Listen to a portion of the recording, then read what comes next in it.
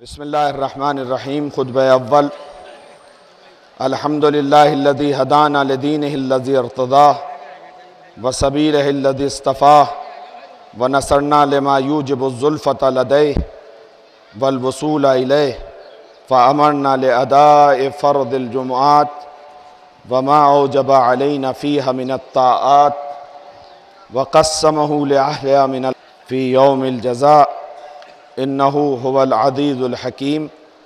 अल्लाहुम्मा सल्लि अला मुहम्मदिन व आलि मुहम्मद वजअलहु ऐमन यौमिन अहिदनाहु व अफ़ज़ल साहिबिन सहिबनाहु व खैर वक़्तिन ज़ललना फ़ीहि वजअलना मिन अर्ज़न मन मर्रा अलैहिल लैल वन नहार। अल्लाहुम्मा फ़सल्लि अला मुहम्मदिन व आलिहि अक्सर मा सल्लैता अला अहदिन मिन खल्क़िका वज्ज़िही अन्ना अफ़ज़ला व अक्रमा मा जज़ैता अहदम मिन अंबियाइका अन उम्मतिही इन्नका अंतल अज़ीज़ुल हकीम। अल्लाहुम्मा सल्लि अला।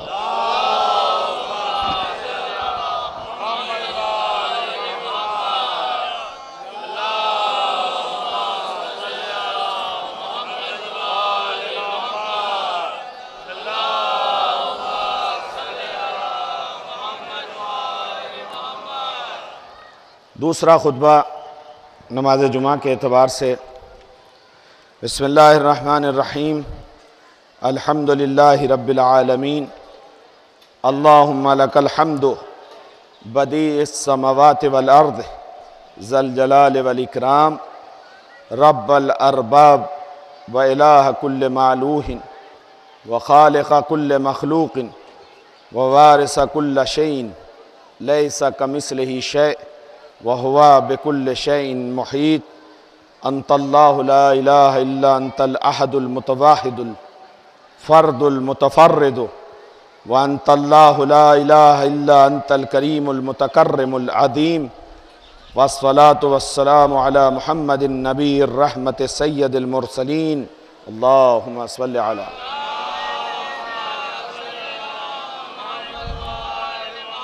व अला अली इब्न अबी तालिब सय्यदिल वसीय्यीन।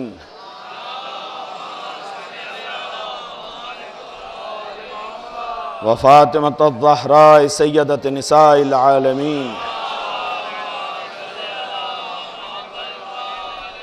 व हसनिल मुज्तबा हुज्जतुल्लाहि अलल खल्क़ि अजमईन। वल हुसैन शहीदुल मज़लूम वारिस अमीरुल मोमिनीन। व अली इब्न अल हुसैन व मुहम्मद इब्न अली बाक़िरुल इल्मिल अव्वलीन वल आख़िरीन। व जाफ़र इब्न मुहम्मद अस्सादिक़ अस्सिद्दीक़ व मूसा इब्न जाफ़र व अली इब्न मूसा अर्रज़ा मिन इत्रतिही व मुहम्मद इब्न अली अल जवाद वली अल मोमिनीन व अली इब्न मुहम्मद सिराज अल मुनीर वल हसन इब्न अली सैयदुल औसिया अल मुंतजबीन।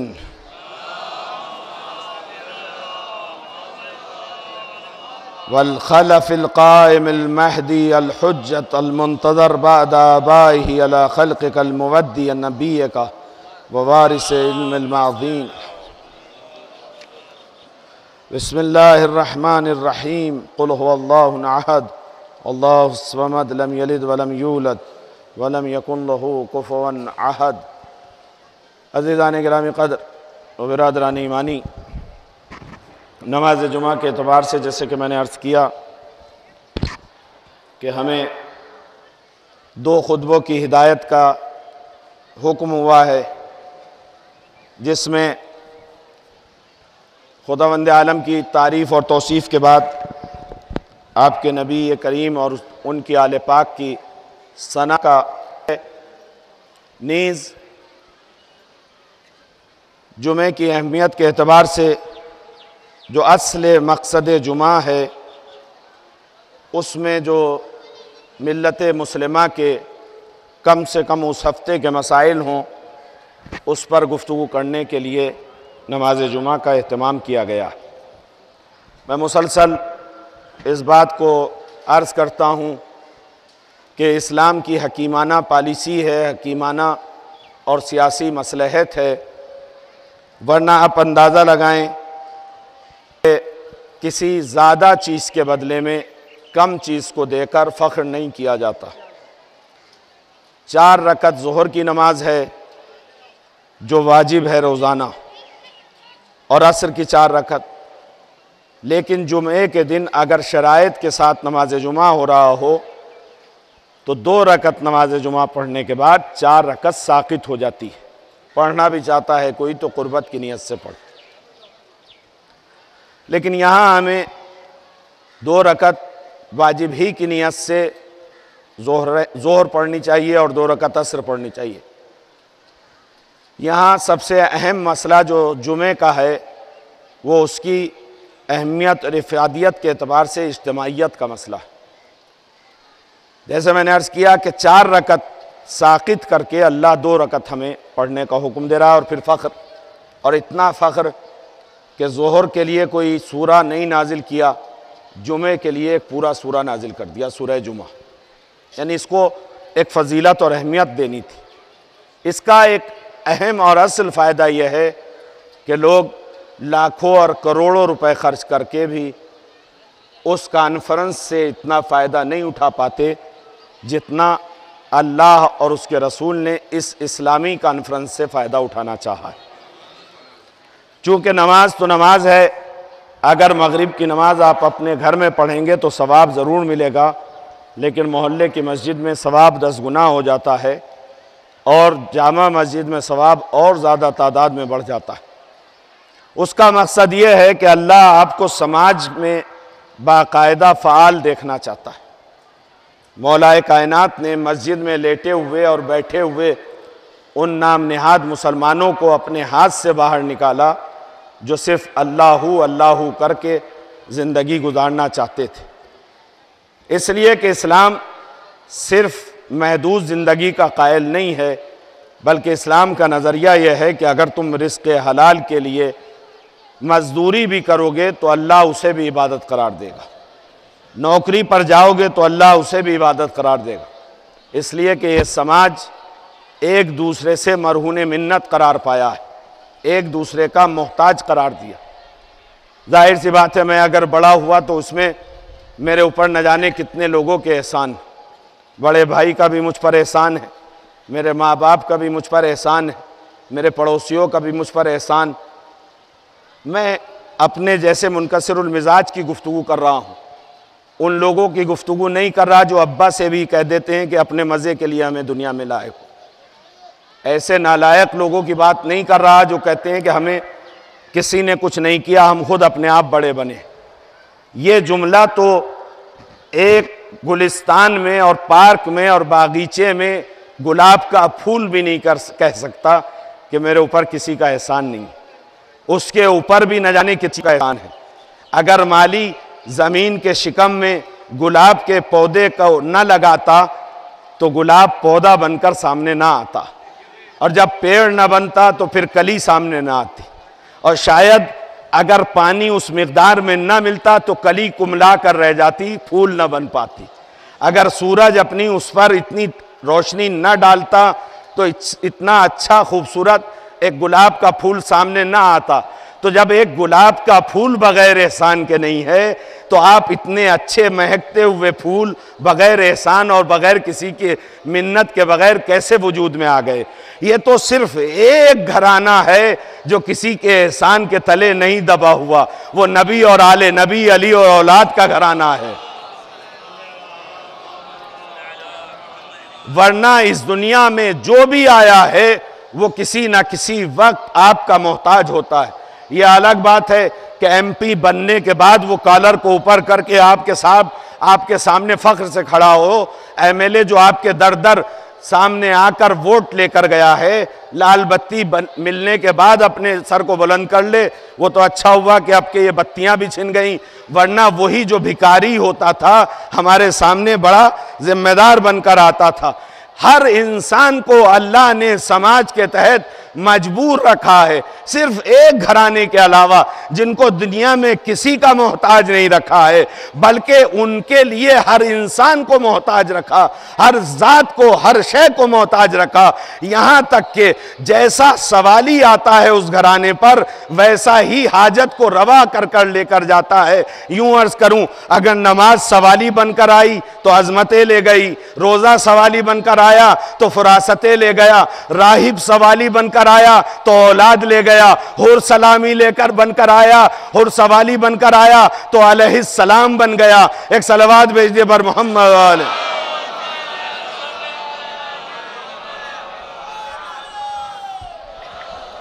और कभी कभी हमें सबक लेना होता है गैरों से, अपने उतनी कदर नहीं कर पाते। कहते हैं घर की मुर्गी दाल बराबर, जितने गैर देख लेते हैं, दूर से ज़्यादा दिखाई देती हैं बहुत सी चीज़ें। मैंने मजलिस में एक जुमला कहा था कि मैं आपके सामने उस अहमियत को बयान करूंगा और चंद गुजारिशात करूंगा इस अजीम और कसीर इज्तिमा में, इसलिए कि ये इज्तिमा इतनी आसानी से हमें हासिल नहीं हुआ है। यकीनी बात है कि साल में एक इज्तिमा हमारे यहाँ इतना अजीम होता है, दूसरे इज्तिमात हैं लेकिन अशरे अशीर भी उनमें इतना मजमा नहीं होता जितना मजमा हमारे यहाँ माशाल्लाह नजफ़े हिंद में होता है। एक सलवात भेज दिए पहले बार।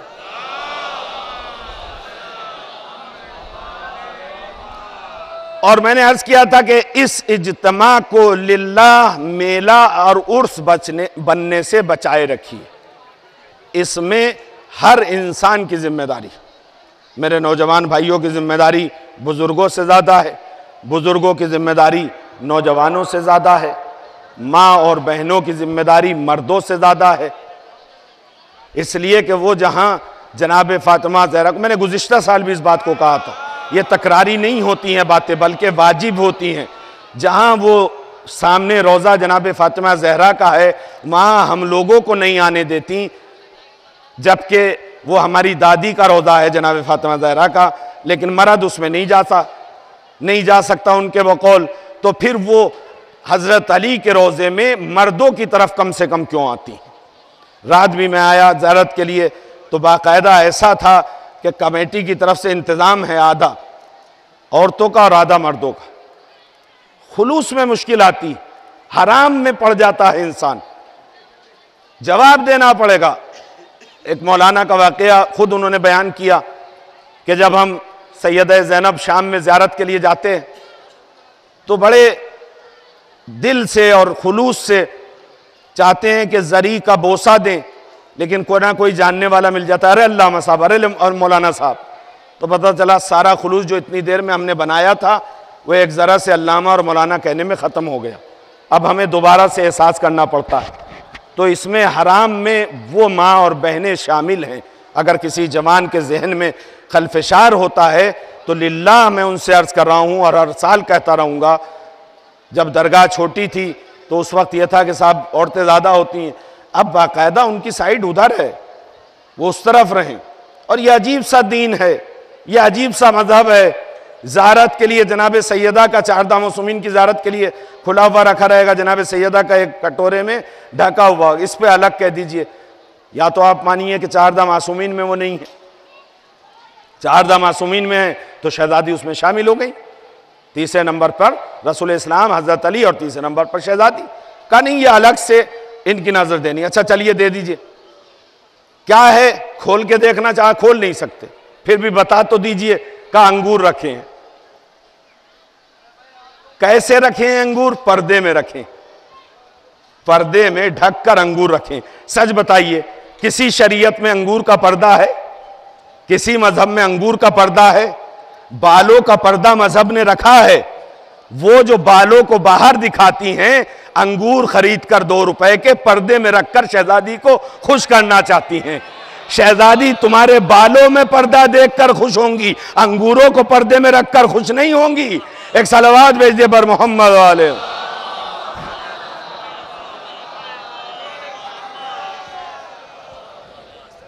लगा रहे हैं सलवात।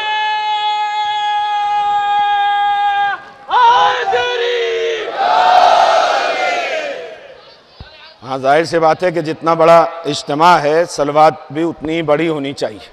एक और सलवात हो।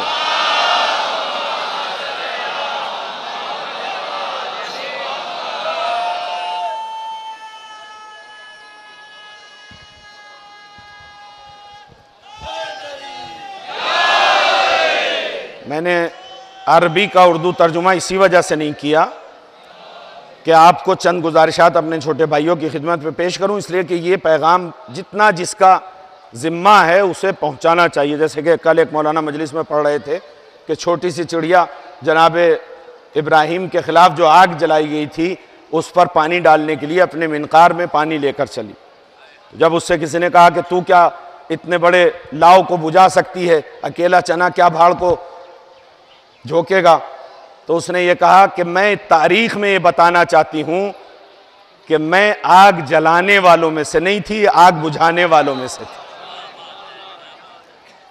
तो आप लोग जो मौलाना लोगों पर इल्ज़ाम लगाते हैं, हम जैसे मौलाना अपनी जिम्मेदारी पूरा करके आपसे जवाब देना चाहते हैं कि हम अपनी जिम्मेदारी पूरी करते हैं। आप अपने बीवी और बेटी को कितना रोकते हैं, यह आप जवाब देंगे। शहजादी के सामने ये बता दीजिएगा कि कुर्रतुलैन ने अपनी जिम्मेदारी पूरी की थी। लिल्लाह इस उर्स ना बनाइए, इसे मेला ना बनाइए। मैंने अर्ज़ किया था कि ये जो बाज़ार लगते हैं और ये जो बाकायदा कम हो गया पहले से, जो चीज़ें कहीं आम मार्केटों में भी ना मिलती हों वो जोगीपुरे से ख़रीदी जाती हैं, कपड़ों में क्या, प्लास्टिक के सामान में क्या, और जेवरात जो आर्टिफिशियल होते हैं वो क्या, सुर्खी पाउडर क्या, कमेटी ने उस पर तवज्जो की। और ये जो हकीकत में चंद दुकानें लगती थी, बुज़ुर्ग जानते हैं, उसका भी मकसद ये होता कि जब इंसान यहाँ आएगा तो उसे खाने पीने के लिए कुछ चीज़ें चाहिए, तबर्रुक के लिए कुछ चीज़ें चाहिए। पहले अगरबत्ती और मोमबत्ती और खिलवे जो ये कहते हैं इलायची दाने, इनकी दुकानें लगवाई गई। लगवाने वाले को शायद ये भी ना पता था कि किसी दिन सुर्खी पाउडर भी इनकी आड़ में बिका करेगा। लिहाजा जिसको जितना मुमकिन हो सके उसको हुदूद दरगाह से बाहर निकाला जाए कि हमारा ये पाक सालाना इज्तिमा है। यहाँ जितना हम ज़ाहिरी तबर्रुक लेकर जाएं वहाँ उतना हमें बातनी तबर्रुक भी लेना चाहिए। क्यों? इसलिए कि हकीकत में हमारा वारिस अभी जिंदा है। मैंने अर्ज़ किया कि कभी कभी अपने लोगों को इतना अकीदा नहीं होता, एतकाद नहीं होता जितना गैर मार्फत रखते। वो क्या है मौजू जिसको इतनी देर के लिए मैंने आपको अब दोबारा शुरू करके बताना चाहा? वो मौजू है हमारे और आपके आखिरी इमाम का ज़हूर फरमाना।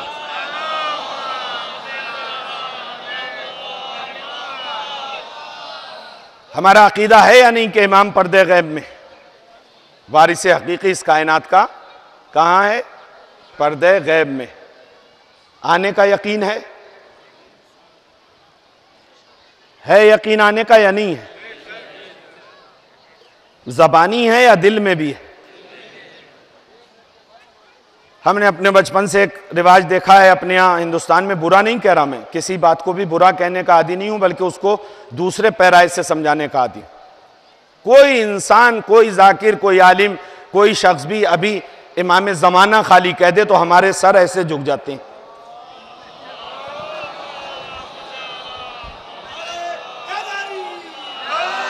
जबकि इमाम ज़माना कहने से मैंने अभी आखिरी इमाम का नाम नहीं लिया है। आखिरी इमाम का नाम इमाम ज़माना नहीं है। यह अलग बात है कि किसी ने 60 साल गुजार लिए हों और उसकी बदबख्ती और बदकिस्मती है कि उसको अपने आखिरी इमाम का नाम ही ना पता हो, वो इमाम ज़माना इमाम का नाम समझ ले। आपका नाम तो नबी करीम की हदीस के मुताबिक उसका नाम मेरा नाम होगा, उसकी कुन्नियत मेरी कुन्नियत होगी। क़यामत आ नहीं सकती जब तक मेरा आखिरी फर्जंद ज़हूर नहीं कर लेगा। इसका मतलब है कि नबी का नाम मोहम्मद है तो हमारे आखिरी इमाम का नाम भी मोहम्मद है। नबी की कुन्नियत अबुल कासिम है तो हमारे आखिरी इमाम की कुन्नियत भी अबुल कासिम है। क़यामत आएगी नहीं जब तक हमारा आखिरी इमाम नहीं ज़हूर कर लेगा। एक सलावत भेज दे बर मोहम्मद।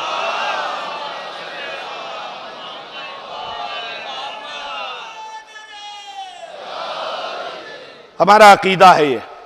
शायद दूसरे मुल्कों में मैंने ये नहीं देखा कि हम इतना झुक जाते हो। एक मुल्क में, ईरान में, एक इराकी डॉक्टर था, उससे एक साहब मिल रहे थे, उन्होंने झुककर सलाम किया। ऐसे सर को झुकाकर सलाम किया। उसने फौरन मेरे सामने मालूम किया तुम हिंदुस्तानी हो। तो मैंने कहा डॉक्टर साहब आपको कैसे पता हिंदुस्तानी है? कहा ये झुककर सलाम करना, हिंदुस्तानी तो सलाम कर सकता है, इस्लाम में इस तरीके से किसी आम इंसान के सामने झुकने को नहीं कहा गया है।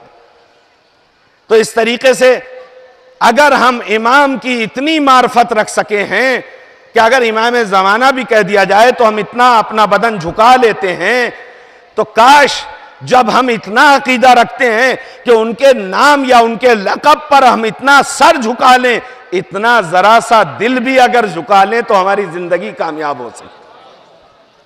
सर झुकाने के बजाय अगर दिल भी उनकी तरफ माइल कर। एक ईरानी जाकिर का बयान था कि किसी ने मालूम किया कि इमाम आप कब तशरीफ लाएंगे, इल्तिजा की, दुआ की, ख्वाब में इमाम तशरीफ लाए और इमाम ने फरमाया ये सवाल मुझसे नहीं करो बल्कि खुद अपने आप से करो कि तुम हमें कब बुलाना चाहते हो। कहा क्यों? कहा जब तुम किसी मेहमान की आमद का इंतजार करते हो, कोई बड़ा और अजीम मेहमान होता है तो उसके आने से पहले घर की साफ सफाई करते हो, घर में रंगो रोगन करते हो, कलई कराते हो, पेंट कराते हो। अगर तुम्हें इस दुनियावी मेहमान का इतना एहतराम है तो हम जैसे मेहमान का अगर इंतजार है तो अपने खाने दिल को हमारे लिए सजा क्यों नहीं लेते, ताकि हम ज़हूर कर लें। मैंने अर्ज किया कि कभी कभी गैर को ज्यादा अकीदा होता है। ये साल मैं तोहफा देना चाहता हूं आपको। तोहफे सिर्फ यही नहीं होते कि अंगूठी किसी को तोहफे में दे दी जाए, ये जिस्म के लिए तोहफा रहता है। सबसे अजीम तोहफा रूह का तोहफा है, और इस पैगाम को पहुंचाइएगा, इससे कि साल बड़ा अजीम साल है। तोहफा क्या है? इस साल को हम हर शिया के लिए लाजिम है कि इमाम मेहदी के नाम से इसे मंसूब करें। बाकायदा सलवात भेजिए, वरना कुछ लोग भेजें और कुछ ना।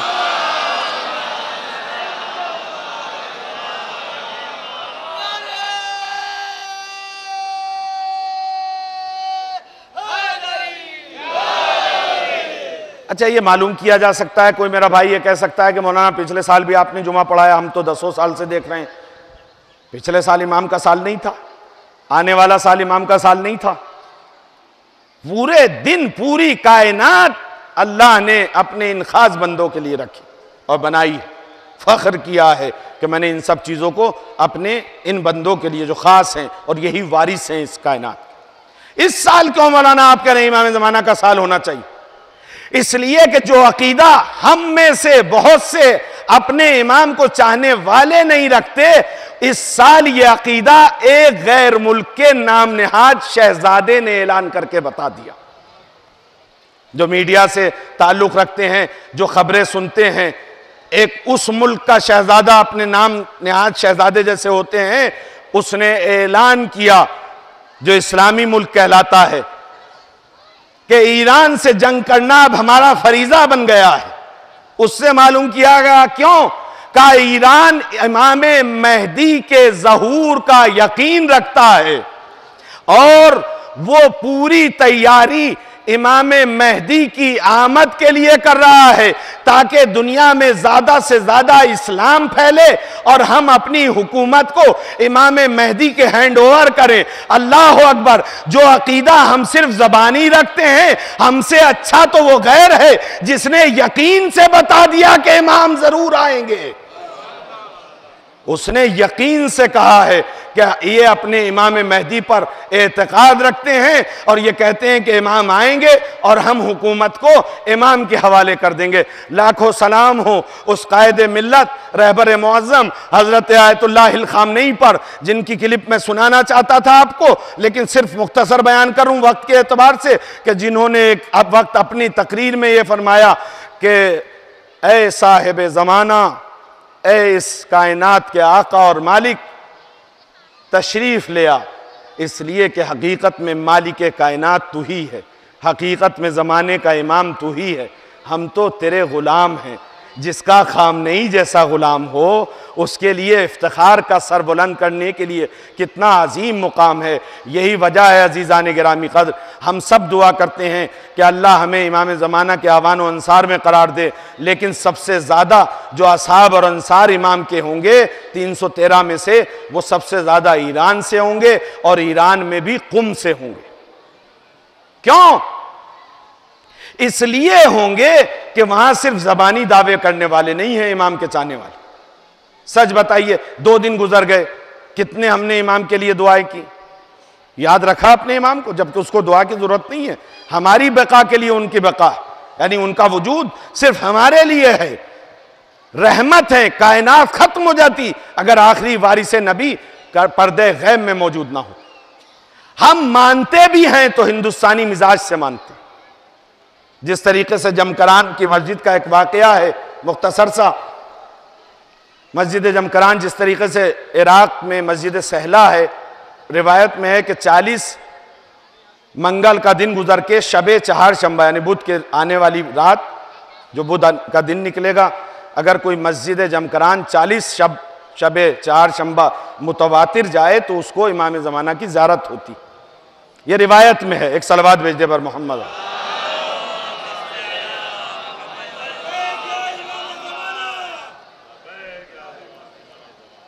तो एक शख्स कहता है कि मैं जाता रहा, कुम से 4-5 किलोमीटर के फासले पर मस्जिद है जमकरान।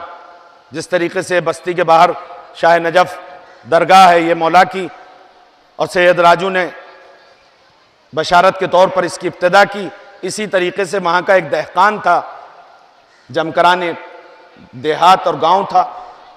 उस दहकान को इमाम ज़ियारत के लिए आए, दीदार कराने के लिए, और उसे कहा कि यहाँ एक मस्जिद बनाओ। आज मैं मुबालगा नहीं कर रहा, आप लोग गए होंगे, मेरे ख्याल से जितना ये दरगाह का अहाता है, पिंडाल भी और जहाँ से बसों से उतरते हैं और ये सब, इससे भी बड़ी वो मस्जिद है, होना भी चाहिए। और उस शहजादे ने सही सोचा कि ईरान इमाम की तैयारी कर रहा है, इसलिए कि जब इमाम आएंगे तो इतने लोग जुमे में नहीं होंगे। सबसे बड़ा जुमा है जिसमें हज़ारों लोग होते हैं। जब वो नमाज जुमा पढ़ाएंगे जो हकीकी वारिस होगा, तो जाहिर सी बात है उसके लिए न जगह की कमी होगी, न लोगों की कमी होगी। इंसानों से ज़्यादा फरिश्ते होंगे, फरिश्तों से ज़्यादा जिन होंगे, इसलिए कि हकीकी अली का बेटा हकीकी नमाज के लिए उस वक्त नमाज जुमा बाकायदा वाजिब होगी। एक सलवात भेज दे बर मोहम्मद वाले।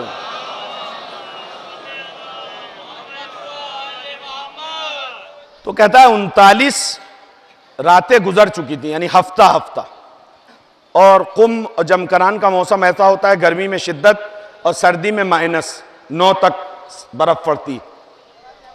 ऐसी सर्दी में भी लोग इसी तरीके से, जैसे जब में गफीर है, इस गर्मी का हम एहसास नहीं कर रहे, ऐसी माना गर्मी का एहसास न सर्दी का। और मोमिन आते दुआ करते हैं, 2 रकत नमाज ताहिया मस्जिद है, 2 रकत नमाज इमाम ज़माना है।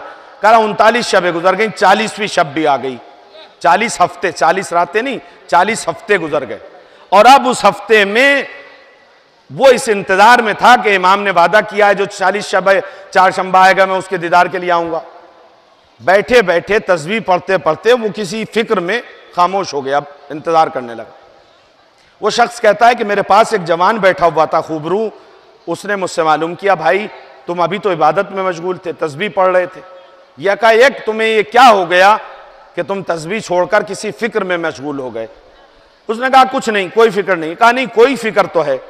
कहा फिक्र यह है, जब तुम मालूम ही कर रहे हो इसरार से, फिक्र यह है कि जब इमाम ने ये रिवायत में वादा किया है कि जो 40 शब चहारशंबा आएगा मैं उसके दीदार और ज़ियारत के लिए आऊँगा, तो आखिर इमाम आते क्यों नहीं, इतने लोग आए हैं। इमाम, उस शख्स ने मालूम किया, क्या तुम ये समझते हो कि ये सब लोग अपने इमाम से ज़ियारत के लिए आए हैं, सबका अकीदा यही है? तो उसने कहा कि यकीनन, इसलिए कि इतनी गर्मी में, इतनी सर्दी में जब लोग आ रहे हैं तो जाहिर सी बात है यहाँ तो रियाकारी भी नहीं है। अगर वो मेरा जवान साथी जो जुमा पढ़ रहा है रोड पर, जिसकी सड़क भी जल रही है, सर पे भी धूप है, तो किसी दिखावे के लिए तो जुमा पढ़ नहीं रहा, दिल से जुमा पढ़ रहा है, नमाज पढ़ रहा है, अल्लाह के सामने अपने सर को सजदा बरेज है, यकीनन इमाम की ज़ियारत के लिए आए। उस शख्स ने, जवान ने उस शख्स का हाथ पकड़ा और उठाने के बाद दूसरे आदमी से जो करीब था मालूम किया, भाई तुम किस मकसद के लिए यहां आए हो जमकरान में? उसने बगैर सोचे हुए कहा, मेरी बीवी हॉस्पिटलाइज है, उसकी सेहत की दुआ करने के लिए इमाम के पास आया हूं कि मेरी बीवी को सेहत मिल जाए। तीसरे शख्स के पास वो शख्स लेकर गया, भाई तुम काहे के लिए आए हो? कहा 10 साल से मुकदमा चल रहा है इमाम से, चूंकि इमाम हाकिम है, दुआ के लिए आया हूं कि मुझे मुकदमे से रिहाई हो जाए। चौथे शख्स के पास पहुंचे जो एक जवान था, भाई तुम काहे के लिए आए हो? कहा हाई स्कूल का इम्तिहान दिया है, इमाम के पास आया हूं ताकि वो मुझे फर्स्ट डिवीजन पास करा दे। पांचवें के पास, छठे के पास, सातवें के पास, जब कई लोगों के पास चले गए तो वो शख्स अपनी जगह से नहीं हिलता जो इबादत में मशगूल था। जवान उसको खींचना चाहता है, आओ और से मालूम कराऊं, वो शख्स ठहर जाता है। उस जवान ने मालूम किया, रुक क्यों गए? कहा ये सोच रहा हूं क्या इसमें से कोई नहीं है जो हकीकत में अपने इमाम की ज़ियारत के लिए आया हो? सब अपने दुनियावी मकसद के लिए आए हैं। यहां तवज्जो करें, कोई मेरे इस जुमले से मफहूम ना निकाले कि हम यहां दरगाह पे आकर अपनी मुरादें ना मांगे। अगर यहां ना हाजतें मांगेंगे जो मुश्किल कुशा का दर है तो हम हाजत कहां मांगेंगे?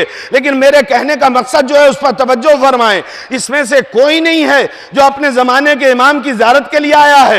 एक मर्तबा इमाम ने फरमाया, तुम गलत सोच रहे हो, ऐसा नहीं है कि इसमें से कोई भी नहीं है जो जमाने के इमाम की ज़ियारत के लिए आए हो। इनमें से अकेले तुम हो जो अपने इमाम की ज़ियारत के लिए आए हो, और तुम्हारा इमाम तुम्हारे सामने है जो तुम्हारे दीदार के लिए आ गया है। जो हकीकत से दिल से इमाम की ज़ियारत के लिए आता है, इमाम के ऊपर लाजिम होता है कि उसके दीदार के लिए आ जाएं। आए इस साल को हम उस वारिस हकीकी के नाम से मंसूब करें। यह इमाम ज़माना का साल है, यह इमाम महदी का साल है। आजा ए सैयदा के लाल, आजा आजा ए वारिस शहीदान, खून शहीदान आजा, आजा ए ज़माने के हाकिम आजा। इसलिए कि आपका ज़हूर जुमे के दिन होगा, और यकीनन यही जुमा अगर आपके ज़हूर के लिए हो जाए तो हम सब आपके आमान व अंसार में होने की दुआ के साथ साथ नमाज जुमा अदा करें और मेरी इन गुजारिशात पर तवज्जो करें। अभी 3 दिन जुमा, हफ्ता, इतवार इस इज्तिमा में आप बाकी हैं और इसमें मौजूद रहेंगे। हर बंदे पर, छोटे से बड़े पर यह लाजिम होता है कि इसके एहतमाम में, इसके एहतराम में हर लम्हा गुजारे। मैंने अर्ज किया था कि दूसरे मसलक के एक इज्तिमा में मैं गया सिर्फ ये देखने के लिए, सबक लेने के लिए, तो मुझे ज़मीन और आसमान का फ़र्क महसूस हुआ। उस इज्तिमा में हर इंसान ये चाहता था कि मैं खिदमत करूं इज्तिमा में आने वाले की। इस इज्तिमा में फ़र्क यह है कि अगर हर इंसान ये चाहता है कि सेक्रेटरी आकर मेरे पैर धुलाए, सेक्रेटरी आकर मेरे मामलात को हल करे, एक सेक्रेटरी बेचारा या 10 या 20 ये रज़ाकारान किस तरीके से सब लोगों की खिदमत कर सकते हैं? नहीं, हर इंसान खादिम बन जाए, मौला के हुजूर अपनी खिदमत सरबाज और रज़ाकार बनकर सामने आए। फिर देखिए यही इज्तिमा होगा जहाँ न बेपर्दगी होगी, न जहाँ औबाश किस्म के शरारतें होंगी, बल्कि ये जन्नत निशान इज्तिमा होगा। जैसा नाम होगा वैसा ही अक्स होगा। नजफ़ हिंद इसका नाम है। अल्लाह इसके ज़रिए से हमें नजफ़ असल जाने की तौफीक अता फरमाए। जो मामलात दरगाह के हैं उसमें सेक्रेटरी साहब और दूसरे मेंबरान के लिए आसानियाँ अता फरमाए ताकि आइंदा ज़्यादा से ज़्यादा और ख़िदमत का मौका अता हो। व आखिर दावाना अनिल हम्दुलिल्लाहि रब्बिल आलमीन।